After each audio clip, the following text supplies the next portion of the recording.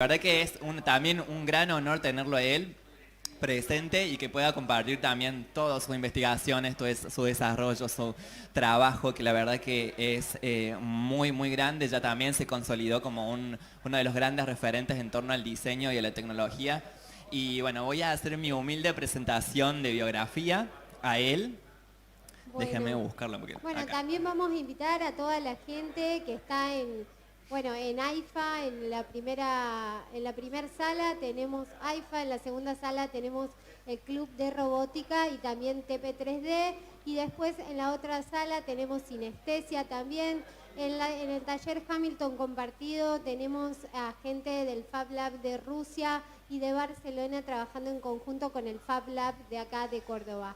Exactamente. Invitamos a toda la gente que esté en las otras salas, si se quiere acercar, para la última conferencia que nos queda. Y esta conferencia tiene por nombre Repensar la tecnoesfera desde el diseño de objetos actantes responsables. Bueno, vamos a hacer la presentación de Bueno, Iván muy humildemente. Él es Iván Flusia, diseñador industrial y especialista en docencia universitaria. Es docente en cátedras de materiales y procesos, diseño industrial, estructuras en objetos y optimización topológica, como así también en diseño para la manufactura, filosofía y diseño. En el año 2000 inicia su actividad profesional del diseño al servicio de las industrias locales, en el rubro de electrodomésticos, aparatología médica, aeropartes, autopartes, agropartes y en la industria del plástico, trabajando para marcas como Macoser, Singer, Florencia, Dream, Iveco, Barbero, Tasto, entre otras. Creador y emprendedor de la marca Leco y FDI, diseño integral de producto, especializándose en el área de objetos de diseño domésticos, modulares, personalizables y en el área del servicio de desarrollo de productos moldeados.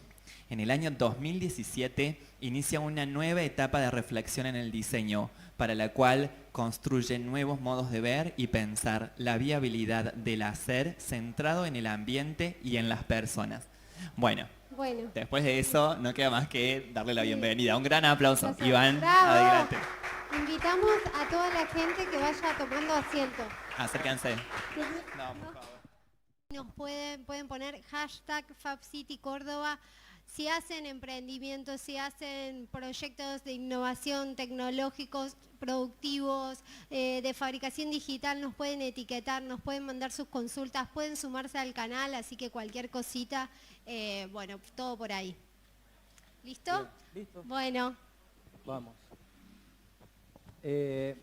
Bien, como decía, bueno, agradecer a la organización del evento y haber hecho posible que sea el primer festival, y es muy importante, muy significativo para esta conectividad con el mundo, es decir, tener ya en Córdoba una sede que nos va a poder comunicar. Aprovecho la oportunidad también para saludar, que sé que hay gente que está vía streaming en Cuenca, la Universidad de la SUAY de Ecuador, gente de la FADA UNA de Paraguay, que están presentes escuchando todo el evento. Voy a tratar de ser breve, tratar de salir del modo profe, porque lo que iban a ver estaba armado para 3 horas, pero voy a tratar de hacerlo. En realidad es un poco esta ambición siempre de tratar de contarles y traerles mucha información. Vamos a empezar un poquito a meternos en el tema. Nosotros estamos en un proceso de cambio que en realidad todavía no lo hemos intervenido y no hemos formado. Este cambio empezó a visorarse hace 100 años atrás a través ya de científicos y filósofos, como en el caso de Vladimir Vernadsky, un ruso ucraniano, que en esa época temporal, ya con el tema del impacto de la revolución industrial, estaban empezando a darse cuenta que esto iba a ser un problema futuro. Desde ese momento ellos empezaron a construir unos tecnicismos, tecnosfera, la biosfera y la noósfera. Vamos a tratar de entender, tomen un poquito de paciencia porque vamos a pasar por el primer eje, que es este, de desarrollo, para entender hacia dónde vamos, porque vamos a terminar hablando de lo que es la industria 5.0. Todavía nosotros no empezamos a transitar la 4.0 y ya estamos hablando de la 5.0 porque ya nos están avisando cómo va a ser y cómo se está empezando a construir. Vamos a pasar por un segundo eje que es el tema de la concientización desde cada uno de nuestros ámbitos de trabajo, de qué manera nos empezamos a relacionar, pero fundamentalmente empecemos a reflexionar que todo lo que vamos a hacer va a tener un impacto o vamos a formar parte de una cadena de impactos de los cuales no somos conscientes aún. Y también de la posibilidad, estamos siendo parte de una nueva tecnología, de una nueva era del lenguaje que va a empezar a mutar y va a empezar a cambiar y que tenemos que estar atentos para formar parte de esa nueva red. Por eso que el último eje es una propuesta que yo vengo ensayando y escribiendo ya hace algunos años que tiene que ver con empezar a pensar ya no con el producto funcional, sino con el objeto actancial que cumple un rol actancial, es decir, el objeto actante. ¿Y de qué se trata eso? Eso va a ser crucial para lo que va a ser un nuevo enfoque multidireccional de la disciplina del diseño, ya no el diseño industrial, sino un diseño amplio y conectado entre sí, como una intermultidisciplina. Bien, rápidamente, me voy a permitir leerles palabras textuales de Vladimir Vernadsky para que comprendamos el impacto que él en aquel momento estaba visorando y que de estas palabras se basa la tecnología 5.0. Aquí dice, fíjense lo que plantea la UNESCO, que ya lo planteó en el 2015. El peso insostenible de la tecnósfera. Sus programas contribuyen al logro de los Objetivos de Desarrollo Sostenible, ODS, fijados en la Agenda 2030, aprobado por la Asamblea General de las Naciones Unidas en 2015. También existe una norma, la norma ISO 26000, que aún no es obligatoria, que también ya firmaron 90 países para trabajar desde el punto de vista de la sostenibilidad. No es obligatoria, pero es algo que han empezado a trabajar.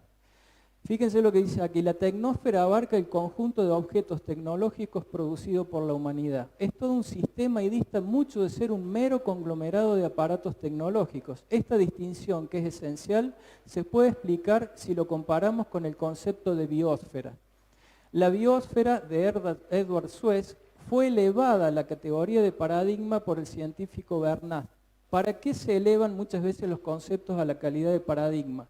Para que desde el punto de vista epistemológico, es decir, el objeto de estudio de la disciplina, lo puedan tomar como crítico y poder reflexionarlo y llevarlo a la disciplina. Eso, presten atención porque nos va a empezar a conectar en el segundo y en el tercer eje con lo que va a ser el futuro. La biosfera, como decíamos recién, Vernadsky propuso que además del conjunto de los organismos vivos terrestres, la biosfera integrará todas las interacciones, y ahí empezamos a hablar de un multilenguaje entre objetos, nosotros con los objetos con el medio ambiente, es decir, la biosfera, y nosotros con la biosfera, que de hecho estamos conectados, pero no hemos aprendido nada. Estas interacciones con el aire, con el agua, con el suelo, con la energía solar que nutren de la vida orgánica. El concepto de noósfera, en definitiva, es la producción que el saber pensar, el ser, el hombre, la humanidad, por el hecho de pensar, construye desde una técnica de intentar sobrevivir y supervivir de una manera confortable, empieza a pensar un modo distinto de vida. Entonces, en esa construcción que se ha ido haciendo en todo el trayecto de la humanidad, eso ha empezado también a vincularse con el conocimiento técnico, es decir, el pensar con el hacer. A medida que avanzan los siglos, aparece el conocimiento específico, medible, cuantificable y aprobable, es decir, la ciencia. Cuando aparece la ciencia, se vincula con la técnica, empezamos a hablar de tecnología. El tema acá es esta relacionalidad de estas tres esferas. Nosotros durante las charlas anteriores vimos que los distintos expositores hablaban de esferas también, hablaban de capas, justamente de eso se trata. la biosfera, es decir, lo que nos dio vida, este planeta, tiene 5 capas. No nos vamos a poner a detallar eso, ya lo van a ver en un gráfico. El tema que la noósfera, es decir, lo que el hombre ha creado, este aprender a pensar, ha creado 3 capas, pero son 3 capas perjudiciales. Es decir, la tecnósfera, el peso insostenible, que no tiene capacidad de homeostasis, es decir, de volver al planeta como materia viva. Y después el tema del impacto, que hoy lo medimos en la huella de carbono. Entonces, si nosotros vemos el tema de la biosfera, vemos que hay una homeostasis, es decir, todos los seres vivos tienen un ciclo de vida, cosa que tampoco hemos aprendido desde el diseño a darle un ciclo de vida a los objetos. O sea, han empezado también a escuchar hace mucho tiempo esto del diseño de la cuna a la tumba, de la cuna a la cuna, es decir, hay muchas teorías que empiezan a concientizarnos de ese punto de vista. Pero todo ser vivo tiene justamente regulado su ciclo de vida. Nosotros siempre queremos alterar eso. Queremos ser inmortales, queremos el confort a pleno, a tal punto de que si nosotros medimos en peso específico, escuchen este dato, lo pueden buscar, lo pueden buscar en Google. 1.7 pesos, es decir, 1.7 planeta consume el ser humano por año para satisfacer sus necesidades a través de un producto, de los productos y la tecnología. ¿Se entiende eso? ¿Se lo puede dimensionar? Estamos consumiendo 1.7 planetas por año. ¿Cuánto nos queda? Hay que tomar medidas inmediatas. Por eso que esta red a nosotros nos hace reflexionar esta posibilidad, esta apertura que no podemos dejar pasar por alto, que es la conectividad y empezar a pensar en la descentralización del monopolio industrial. Esta cosa que solamente tres países en el mundo consumen el 90% de lo que se produce: China, Corea y Japón. Japón, que es una cultura muy desarrollada, entre ellos se consumen prácticamente todo el mundo del plástico principalmente. Entonces, esta cuestión de que entender que la tecnósfera hoy es un elemento que más allá de producir objetos produce alostasis, que es justamente el término contradictorio a la homeostasis, es decir, no producimos objetos con capacidad de biointegrarse. No interpretamos el ciclo de vida de lo que compramos. Compramos un envase, ¿cuánto tiempo nos dura en la mano? Minutos. ¿Y cuánto tiempo le cuesta al medio ambiente convertirlo de nuevo en una materia prima orgánica? Entonces, desde este punto de vista, y volvemos al tema del tiempo, ese pequeño dibujito ahí creo que es muy ilustrativo, es decir, queda poca distancia y poco tiempo para volantear, para generar cambios actitudinales desde el punto de vista ya de relacionar nuestra disciplina, cualquiera sea, con aspectos filosóficos fundamentales, axiológicos y ontológicos, es decir, el valor, cuestiones morales y cuestiones éticas. Por eso que la interdisciplina es el camino, la multi, la pluri, la transdisciplina es el camino. Romper fronteras y aprender el diálogo de fronteras. Es decir, no suponer lo que haría tal, no, me junto con la otra disciplina y empiezo a construir desde allí. Solamente 200 años fue la construcción de la tecnósfera, solamente 200 años en la historia del planeta no es nada para terminar de destrozarlo en 200 años. Es decir, el planeta, ¿cómo se comunica? Hay un lenguaje de comunicación con el planeta que tampoco hemos aprendido a interpretarlo, a decodificarlo. Y son las señales que nos están dando con el calentamiento global. ¿Vieron el viento? Por ejemplo, todo el tiempo hay viento, toda la semana hay viento y calor. Ya es abrumador lo que está empezando a pasar en algunos puntos del mundo, donde ya hoy, incluso en meses anteriores, ha habido en lugares hasta 50 y 60 grados de temperatura que nunca lo había habido. Entonces, en 1800 se inició con la construcción de esta tecnósfera para hacer hitos fundamentales. En 1900 empezó la era industrial, en el 2000 la era de la información, y a fines de este siglo, cuando empecemos a transitar el siglo 2100, empieza la era conceptual, entendida desde el concepto, desde el punto de vista de que es la unidad básica del pensamiento. Esto dicho desde el punto de vista de la neurociencia. Si el concepto es la unidad básica del pensamiento, quiere decir que empieza la era de la conectividad y del multilenguaje. Por eso que acá tiene que ser transversal la disciplina del diseño, la interacción y la producción de objetos, como le llamo desde hace un tiempo, el objeto actante, no el producto funcional, sino el objeto actante de una dimensión actancial. Entonces, esto para cerrar este primer eje.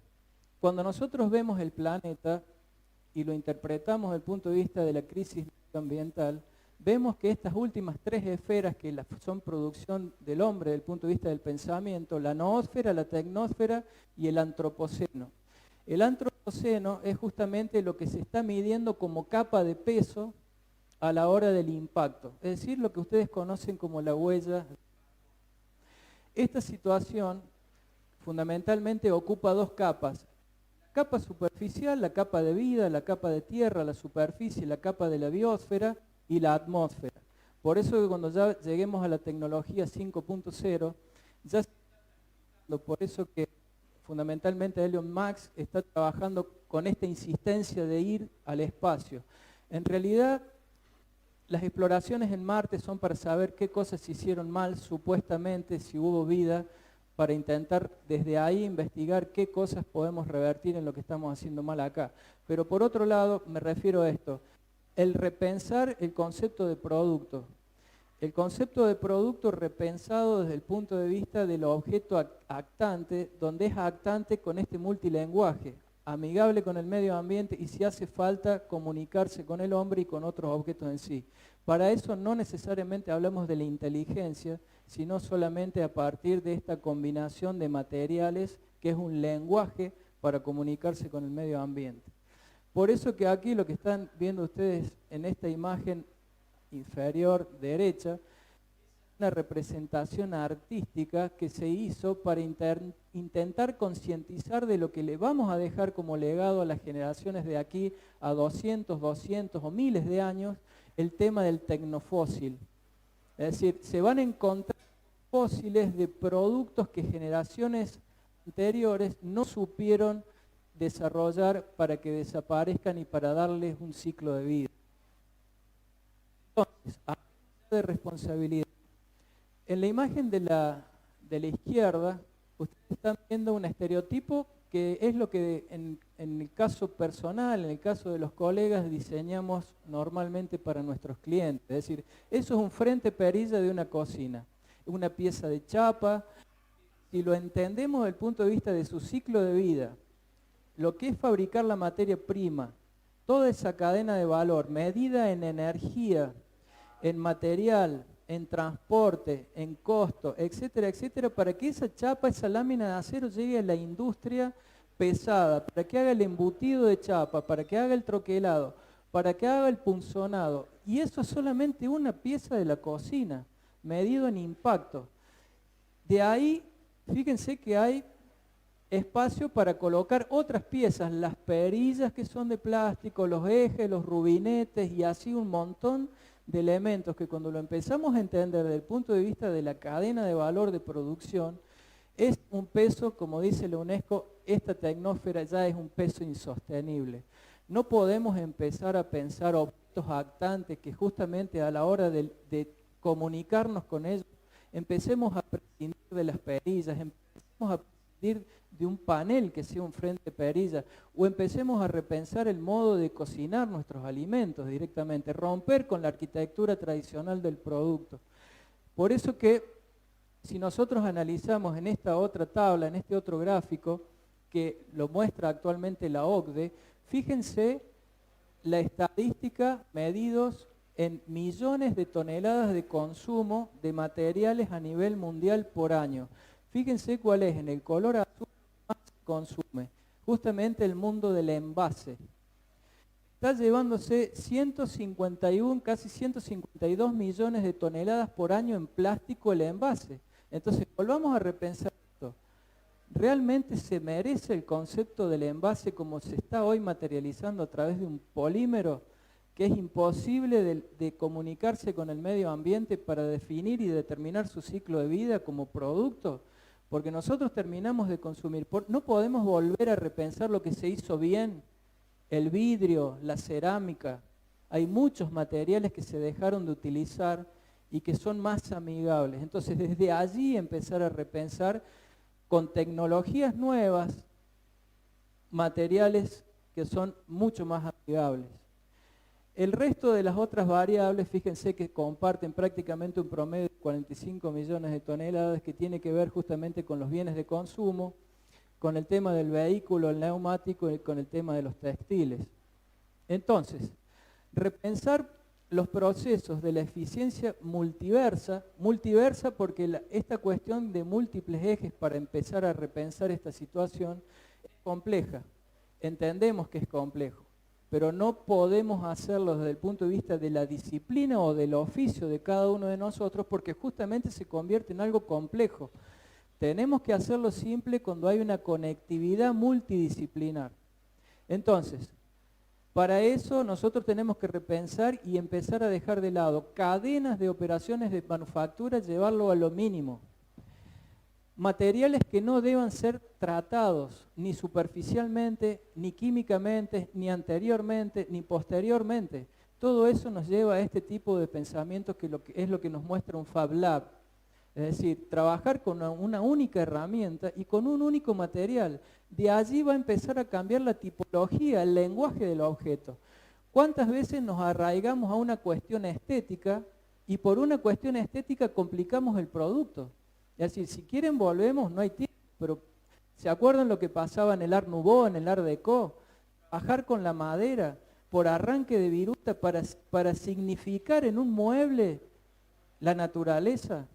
Eso lo traemos ahora y seguimos lidiando, no nos hemos podido despegar de esta cuestión que no diría semiótica, porque la semiótica en realidad desde el punto de vista de la reflexión hace su aporte. Lo que no hacemos el aporte somos nosotros, los diseñadores y los productores de esta cuestión de entender que el valor está en lo estético. Nosotros ahora tenemos que empezar a pensar que el valor está en el material y en la cortísima cadena de producción con la que el producto se desarrolló y esta cuestión de poder comunicarse con el medio ambiente. Ese es el valor. Entonces, desde este punto de vista la lista es mucho más larga, es decir, todo lo que tenemos que desde el diseño empezar a planificar en nuestros diseños, en nuestros proyectos para intentar evitar y lograr. Entonces, fíjense el tema del diseño y la elementalidad. La simplicidad desde el punto de vista de repensar la arquitectura del producto. La arquitectura del producto, entenderla, cuando nos enseñan a pensar en que un objeto es un sistema, también nos enseñan a pensar que hay sistemas abiertos y sistemas cerrados. Desde mi punto de vista, hace ya un tiempo que empecé a pensar cómo reflexionar la apertura en la clausura y cómo repensar la clausura en la apertura sistémica. ¿Eso a qué te lleva? Justamente a repensar que hay flexibilidad en un diseño objetual, en un lenguaje objetual y en una manufactura objetual, porque uno aprende a regular a través de distintas variables y patrones de diseño que tiene que ver, como en este caso.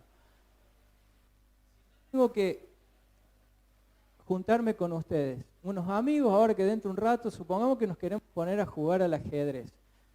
Tenemos que ir a comprar un tablero de ajedrez con fichas que su ciclo de vida va a durar miles y miles de años en el ambiente. Es decir, hemos traído al mundo algo que va a ser difícil después de recuperar.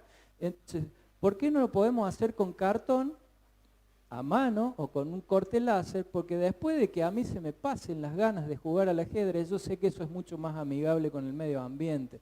Empezar a repensar el ciclo de vida del producto asociado con el material y la tecnología con lo que va a hacer. Fíjense el tema de la modularidad en distintos aspectos, es decir, volver a la cerámica, volver al vidrio, volver a la madera, volver a los materiales de fibra, industria natural, materiales industriales naturales.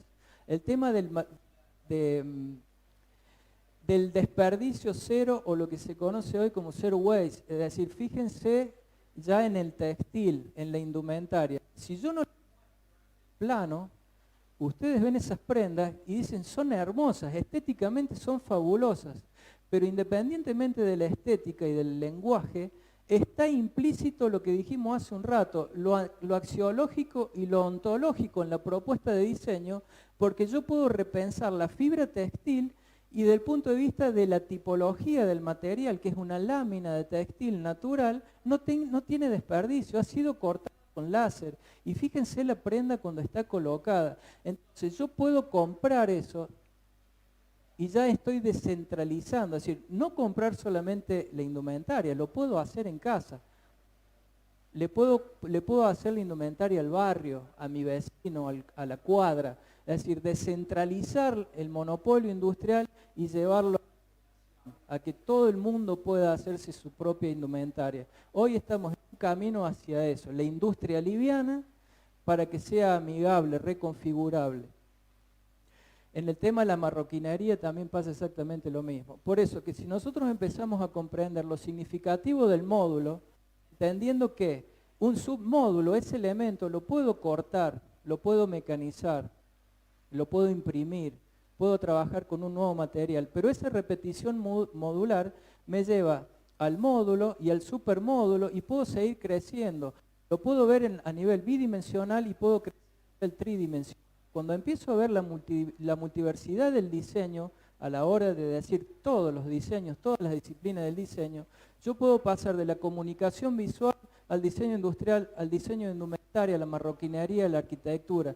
Es decir, el concepto del módulo simplifica, quita complejidad en el proceso de manufactura. Entonces, desde el punto de vista que se empieza a hablar del diseño del rol futuro, es vincular siempre esta cuestión dialéctica, de decir, voy a reflexionar un poco antes de hacer algo. Entonces, la filosofía me dice, si soy un profesional, lo reflexiono desde el punto de vista epistemológico, es decir, cuál es el objeto de estudio de lo que voy a hacer, cómo me entiendo desde el punto de vista de lo que es esta cuestión de vincularme con otras ciencias para poder tener justamente un criterio que tiene que ver con valores ontológicos y con la cuestión axiológica. Entonces, desde allí uno conoce lo que es el objeto de estudio tradicional, producto paradigma, industria, mercancía, que privilegia el hacer. Hoy se está empezando a pensar en un nuevo objeto de estudio, que es cambio de paradigma a la interacción, proyecto transdisciplinar, estrategias epistemológicas y privilegiar el pensar. ¿Qué es lo que hay hoy de la manufactura y de lo que es la industria 5.0? La mentefactura. Ya se habla de mentefactura. Entonces, de esa manera, como dijo también Edgar Morin, desde también hace muchos años, en todos sus libros lo dice, no es la universidad, sino ya hoy hay que empezar a educar y formar a través de la multiversidad y el pensamiento complejo. Porque todas las disciplinas ya deben dejar su reduccionismo y su abstracción, deben empezar a comunicarse entre sí para que podamos actuar rápido. Entonces, de esa manera, el producto paradigma en crisis tiene que ver justamente con esto, empezar a pensar en un objeto ambiente, un objeto actante, un objeto resiliente, un objeto inteligente, relacional, estratégico y multilenguaje. Para eso tenemos que pensar que estamos empezando a transitar un nuevo pensamiento tecnosférico. Tenemos que cambiarle el concepto a la tecnosfera, dejar de producir hacia ese lado y empezar en la homeostasis tecnológica, que todo lo que voy a hacer es biocompatible. Por otro lado, la producción sostenible en contexto. Esta cuestión de decir, ¿qué es lo que tiene cada una de las ciudades del mundo para ofrecerle al mundo? Si nosotros descentralizamos y lo vemos desde ese punto de vista, todos vamos a tener capacidad de hacer algo. Entonces, desde ese punto de vista, si yo tengo que ayudar a la gente que vive en el Polo Norte, en el Polo Sur, en Alaska, en zonas de hielo como Canadá, que pasan la mayor cantidad de los meses del año en zonas de hielo, hay muchas cosas que carecen, que no tienen. Entonces, ¿de qué manera podemos empezar esta red planetaria de importación y exportación de conocimientos y de materialidad? Por eso que llegamos a esto. Voy a leer, si tengo tiempo, rápidamente a que nos están empezando a contar de lo que va a ser la tecnología 5.0. ya se está trabajando en eso, ya van a ver en el 2024, vamos a empezar a ver cosas totalmente consolidadas que se van a alargar. Ya estamos hablando de redes 6.0, o sea, y estamos hablando de un montón de cuestiones que tienen que ver con el impacto. Pero fíjense, la industria 5.0 ya no se habla de tecnología, no se habla de productos, se habla del conocimiento. Por eso que se habla de noósfera. ¿Vieron? O sea, se habla de la noósfera, la industria de la mente factura la producción del conocimiento, del saber multilenguaje interconectado con todas las disciplinas. Y por otro lado, era lo que ya nos planteaba justamente Vladimir Vernadsky hace 100 años atrás. Hacia eso vamos a ir. Privilegia el ser y no el tener. La industria 5.0 se va a armar para eso. Nos guste o no, se va a armar, se está armando para eso. El respeto medioambiental. Frena y revierte el calentamiento global. Pensamiento crítico para las personas, la reflexión, los actos y la eficiencia ontológica y axiológica en el ser. Nosotros vamos a tratar siempre de regular desde ahí. ¿Qué es lo que va a hacer la máquina? El pensamiento eficiente va a tener la máquina. Es decir, esta cuestión de que uno busca la eficiencia en el hacer. Nosotros nos vamos a quedar en el pensar. Eficiencia objetiva, optimización topológica. Esto ya se está trabajando hoy ya desde hace algunos años. Es decir, la topología significa cantidad y lugar. Colocar el material que hace falta donde hace falta si es que está cargado o sometido a tensión estructural. ¿Para qué trabajar? Como muchas veces por ahí los clientes me dicen, no, quiero que se vea fuerte.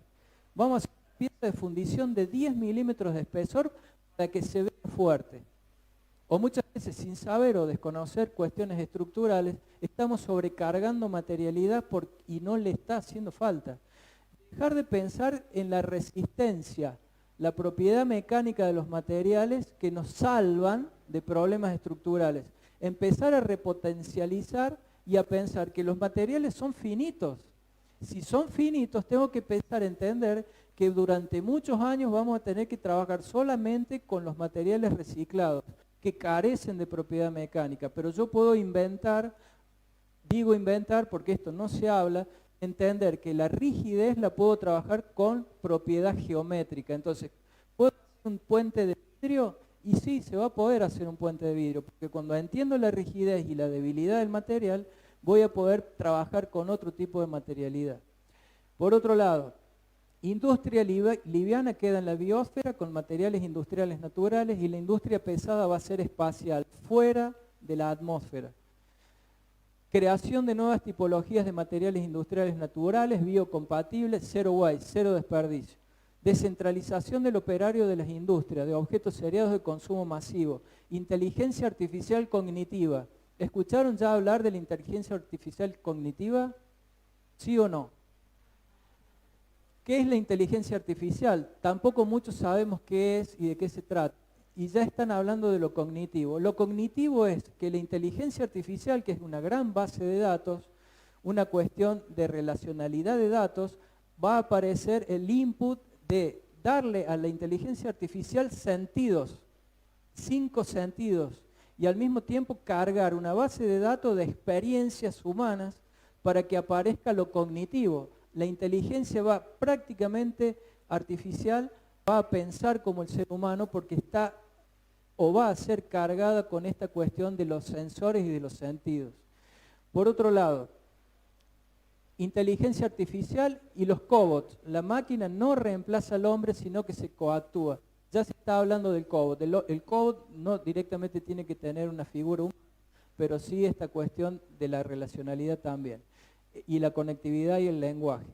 Se conectan ciudades, hay religación, se redesignan roles, se interactúa, nuevas estrategias de cadena de valor, eficiencia en mayor rapidez con calidad integral sin impactos ambientales, diseñador con backbone de datos. El backbone de datos es la red troncal con alta velocidad, con información al instante de lo que está pasando en todo el mundo. La esfera del conocimiento, la noósfera es la red troncal, backbone de datos. Vamos a trabajar desde ese punto de vista. Eficiencia en mayor rapidez con calidad integral sin impactos ambientales industria IoT, o sea, activos resilientes, salud humana, biosférica, el tema de la impresión 3D de nuevos materiales y el tema de la impresión 4D. La impresión 4D, ¿qué es? Está visto desde el punto de vista del átomo. El átomo tiene muy poco porcentaje de información y mucha vacancia. ¿Qué quiere decir? Que yo voy a poder imprimir un objeto y esa información resiliente y reconfigurable del objeto lo voy a poder convertir en otra cosa. ¿A partir de qué? Como estamos viendo acá. ¿Vieron que acá estaban convirtiendo una señal, una frecuencia de sonido en un objeto material? Bueno, cuando yo logre hacer una manipulación atómica a partir de la energía, yo voy a poder imprimir un vaso, automáticamente también con la energía lo puedo convertir en otra cosa. Eso es lo que se está ya investigando y ensayando en lo que es impresión 4D. Bien, objetos actantes. Sí.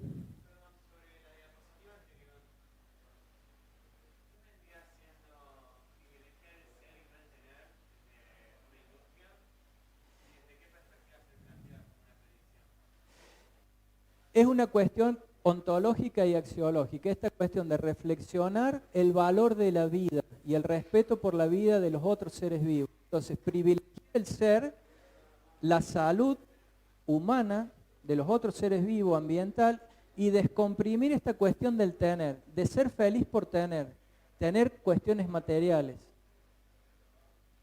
¿Se entiende? ¿O logré explicarlo eso? Bien.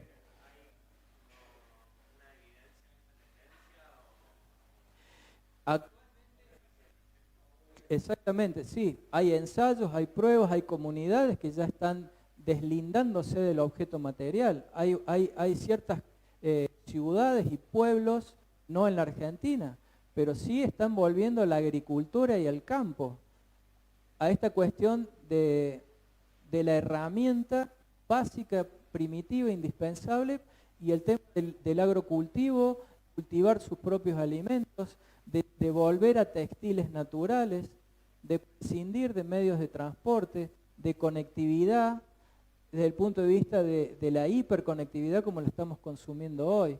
Entonces, eso es volver tal vez a lo que nunca debemos dejar de lado, es decir, un modo de vida totalmente distinto. Por eso que si nosotros volvemos a nuestros bisabuelos, tatarabuelos, es decir, entender que había otra calidad de vida. Está bien, la medicina nos llevó ahora que la vida de 80 años. Antes nuestros bisabuelos vivían 50 o 60 años.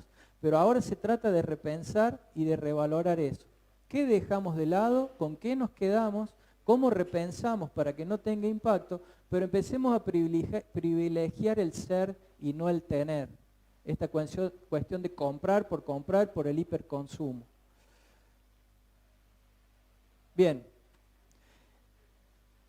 con esto voy a cerrar y ya me voy a unas imágenes. Esto es una propuesta, como yo les dije, que hace un año que ya estoy ensayando y escribiendo, que es el hecho de empezar a enseñar el diseño desde un punto de vista de dejar el objeto como un producto manufacturado, industrial, duro, rígido, sin entender esta cuestión del ciclo de vida, y empezar a ver el tema del objeto actante. Esto deviene de una construcción ecléctica de distintos modelos de enseñanza-aprendizaje. El eclecticismo reúne un montón de modelos como por ejemplo el cognitivismo, el constructivismo, el conductismo, etcétera, etcétera. Por eso que yo lo llamo objeto actantes desde un enfoque sociotécnico ecológico. Entonces, desde ese punto de vista aparece en mis lecturas y un hallazgo de encontrar en la narrativa, en la literatura, un esquema actancial. Que la literatura enseña a través de un rol actancial, un esquema actancial, los roles para poder narrar, para poder escribir. Eso a mí me llamó mucho la atención porque cuando lo empecé a entender vi potencialidad para relacionarlo con el diseño. ¿Por qué?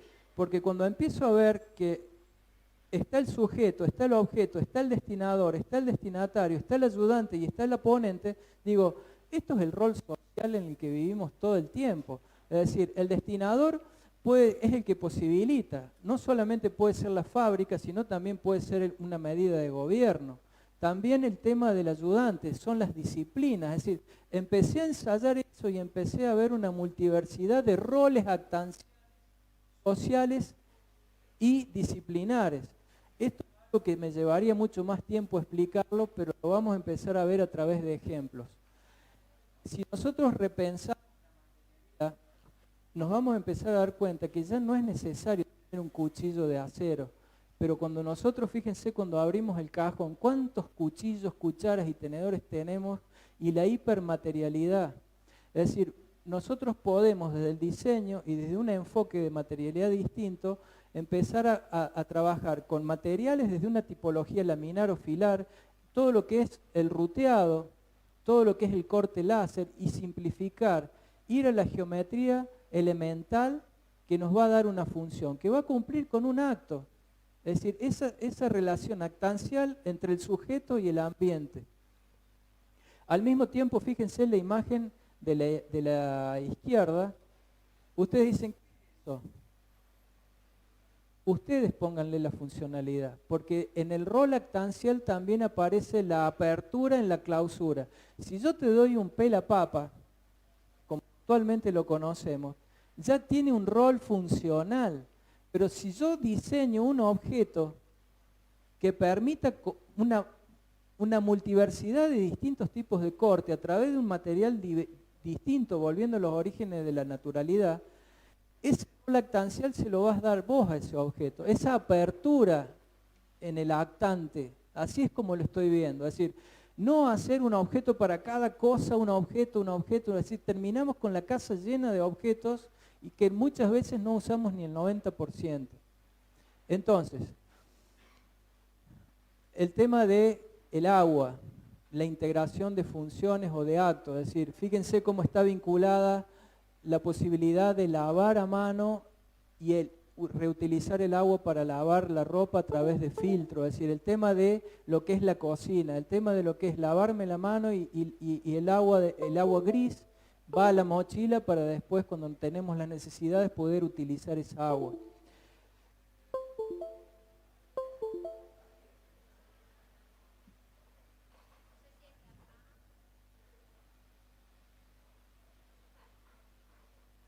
Bueno, no sé qué pasó, que no me deja avanzar. Ya estamos terminando.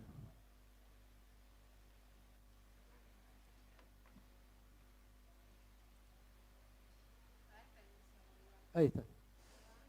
Se ve que había algo que... Sí.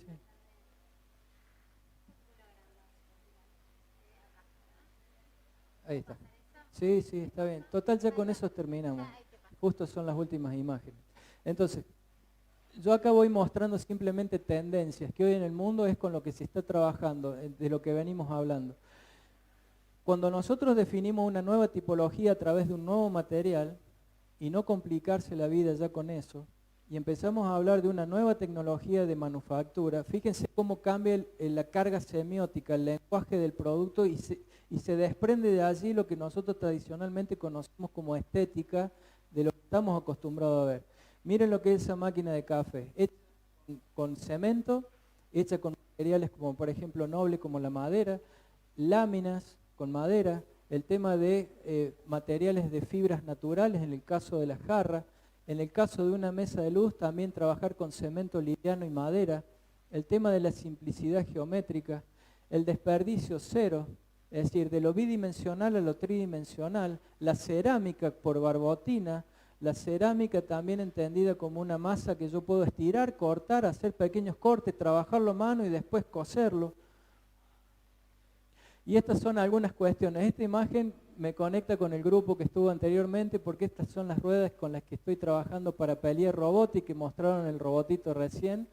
Es una empresa que me convocó para trabajar, para poder pasar de la impresión 3D a un producto un poquito de mayor escala de producción.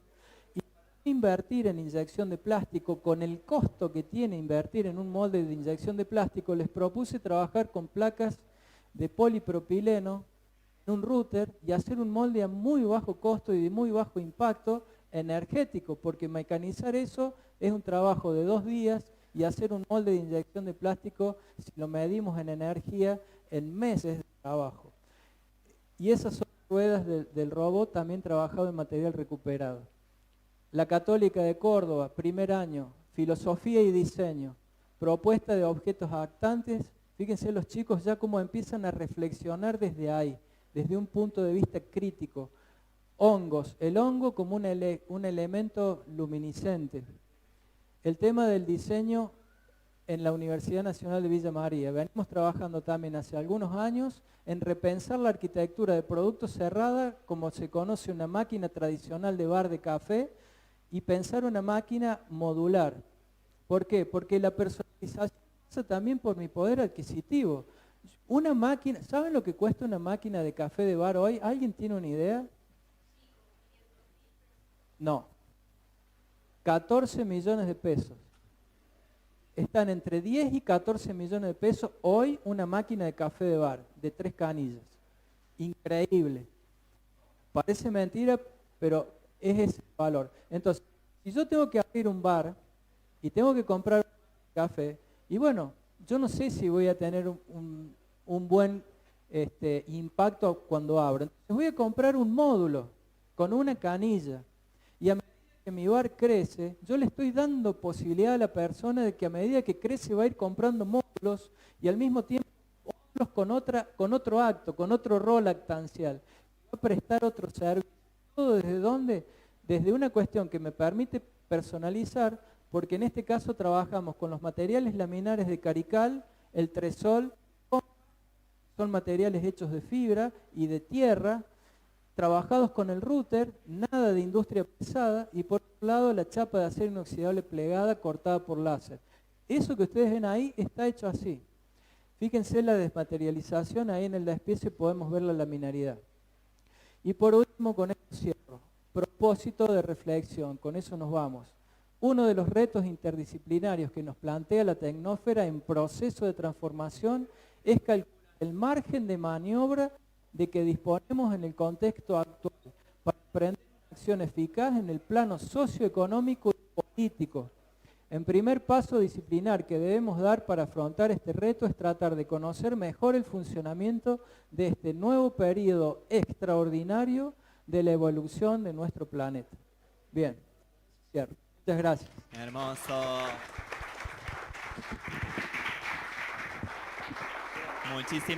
Muchísimas gracias. Un placer enorme tenerlo.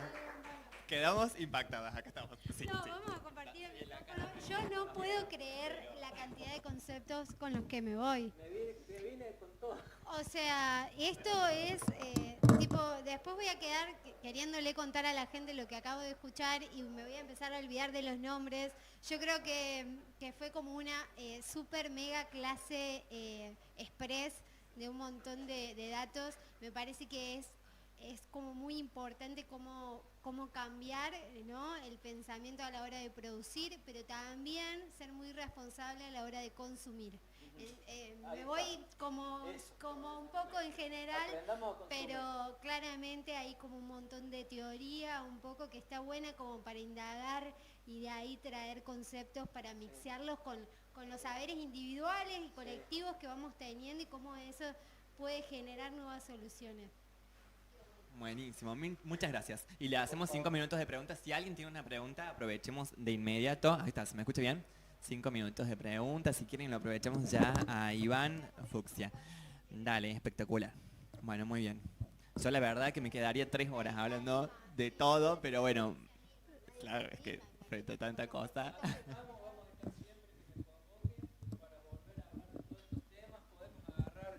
Cualquiera de todos estos conceptos y ejes que hemos desarrollado acá, yo sé que esto siempre lleva mucho tiempo, a mí me cuesta, yo lo hablo con Valeria y mis colegas, que siempre en modo profe tengo el problema de la libertad de horas para hablar con los estudiantes. Claro. Y cuando me toca participar de estos eventos, sé que tengo que respetarlo al tiempo, pero quiero venir con todo también, porque me gusta dejar todo lo que uno conoce para que sirva al menos para que incentive la curiosidad y ahora lo puedan empezar a buscar y de qué se trata, pero concientizar más que nada.